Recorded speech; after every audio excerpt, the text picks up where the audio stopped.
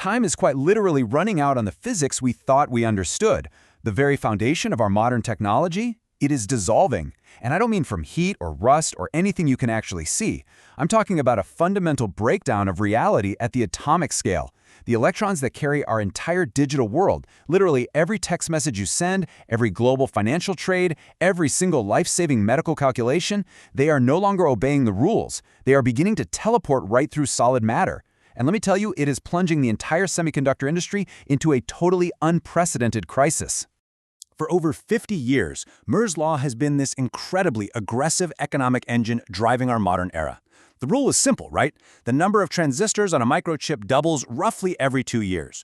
So we've spent half a century shrinking these microscopic switches down so aggressively that we are now measuring them in individual atoms. But in doing so, we haven't just hit a manufacturing roadblock, we've hit the absolute physical wall of classical computing. The continuous, relentless shrinking of chips is triggering a full-blown subatomic crisis. So the question echoing through every major fabrication plant on Earth right now isn't if Moore's Law is slowing down, it's whether it is already dead. To really grasp why this is such a massive crisis, we have to entirely shift our perspective. In the classical computing world, physical walls are solid. An insulator is supposed to stop the flow of electricity, period. End of story. But as we cross over into the quantum realm, those foundational walls are fundamentally changing. They're becoming almost entirely transparent to electrons. The reliable, solid boundaries that we built the entire digital age upon are vanishing right before our eyes.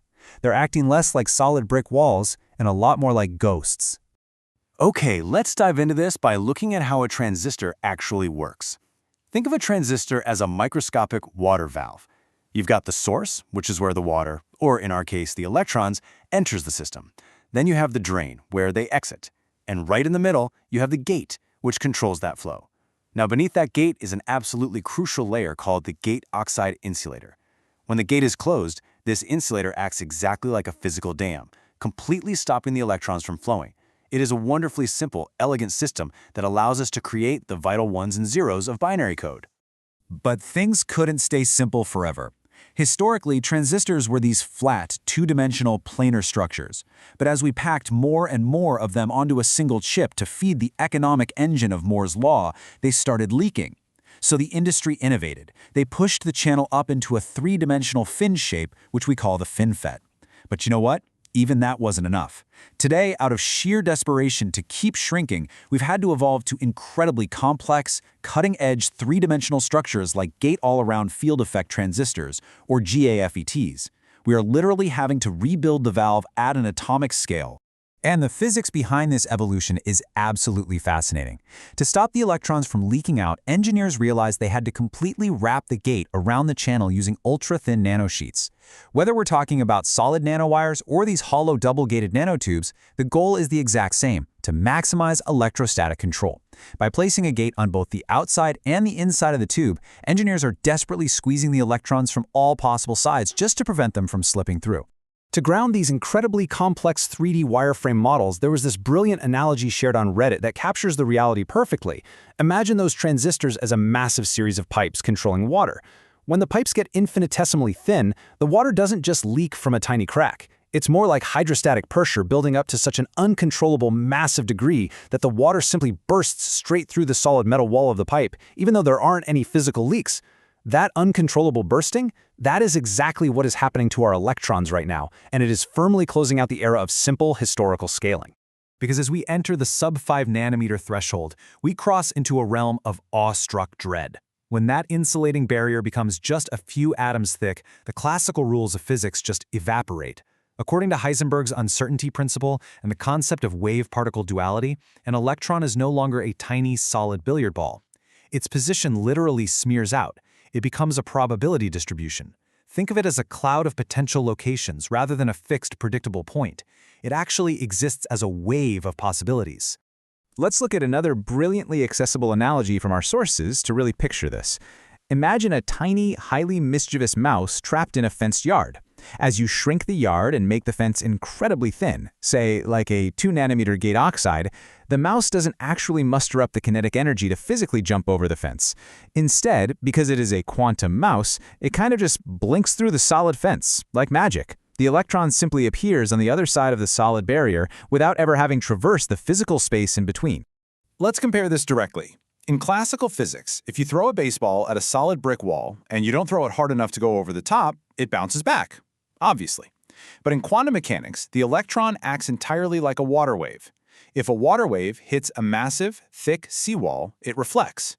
But if that exact same wave hits a thin chain-link fence, a significant part of the wave bleeds right through to the other side. When the wall is thin enough, the electron's wave function simply extends past the barrier, bleeding right through to the other side as if the wall wasn't even there. And the exact mathematics governing this crisis are written directly into the time-independent Schrödinger equation.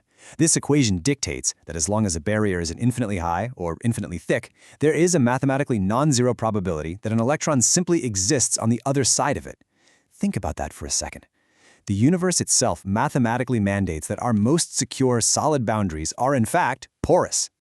To calculate the sheer scale of this problem, engineers actually use a highly specific formula called the Wenzel-Kramers-Brillouin, or WKB, approximation. This equation allows scientists to estimate the terrifying probability of electrons penetrating our ultra-thin dielectrics. It maps out exactly how often our digital walls will fail, proving beyond a shadow of a doubt that this teleportation isn't some rare anomaly or a manufacturing defect. No, it is a guaranteed feature of reality at this atomic scale. And the consequences of this quantum teleportation? They are catastrophic for modern computing. When electrons start blinking through barriers, our predictable ones and zeros completely degrade into chaos. You get silent data corruption, meaning your files, your photos, and absolutely crucial global calculations are ruined without any warning whatsoever. Worse still, this massive leakage creates a total thermal nightmare. Billions of teleporting electrons generate uncontrollable power leakage, creating so much raw heat that chips can literally melt themselves from the inside out. As the gate oxide thickness decreases, the tunneling current spikes exponentially, and this represents a massive existential foundry crisis. Tech giants like TSMC, Intel, and Samsung are currently spending billions upon billions of dollars battling these subatomic anomalies. When you look at the 2026 industry benchmarks, we are staring down a total performance plateau. These massive fabrication plants are quite literally fighting an invisible war against the fundamental rules of the universe, struggling with stagnating clock speeds and skyrocketing power consumption just to keep our modern devices functional. 0.8 nanometers. That is the absolutely critical number you need to take away from this explainer. 0.8 nanometers is the undeniable atomic limit for standard silicon gate oxide thickness. Why? Because below this number, there are simply not enough silicon atoms left to maintain a stable crystalline structure. The material itself entirely ceases to function as an insulator. We are no longer just approaching a theoretical limit. At 0.8 nanometers, we have violently collided with a hard physical stop. And the problem isn't just the gate. When the channel length falls below 15 nanometers, we see a tremendously steep spike in direct source-to-drain tunneling. The depletion region becomes so incredibly narrow that electrons completely bypass the gate's control entirely, tunneling directly from the source to the drain even when the switch is explicitly turned off. It is exactly like turning off your kitchen faucet, but the water teleports straight into the sink anyway. You have zero control. To fight this rampant quantum leakage, engineers are deploying extreme, wildly complex architectures. By moving to double-gated nanotubes, for example, we can achieve up to 62% ion gains over simple nanowires. But here is the terrifying kicker. That massive boost isn't even for faster processing. It is just the raw, brute force required simply to keep the quantum leakage at bay and force the electrons to behave normally.